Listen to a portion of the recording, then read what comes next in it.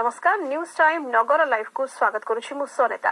बॉलीवुड अभिनेत्री निकिता मृत्यु मामलें चौद्वार सर्कल जेल गले लिपन साहू जमीन नामंजूर कले कटक एसीजीएम कोर्ट फल 14 दिन विचार विभाग हाजत को पठा लिपन को आज एसीजीएम कोर्ट में हाजर कर स्वामी स्त्री झगड़ारू बॉलीवुड अभिनेत्री निकिता उर्फ लक्ष्मीप्रिया बेहरा मृत्यु होती।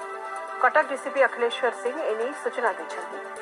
ठेलापेला भितर निकिता छातरू पड़ जाते। निकिता शाशु शशुर नाँ पारिवारिक हिंसा दफा लगी विरोध में कार्यानुष्ठान ग्रहण कर डीसीपी सूचना देते।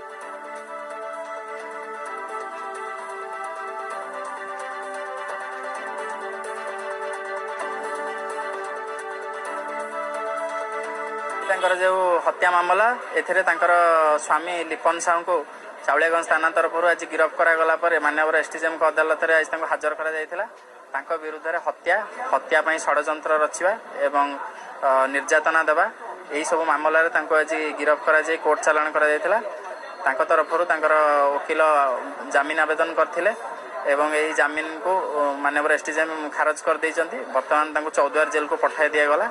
14 दिन विचार विभाग हाजत से रहिबे।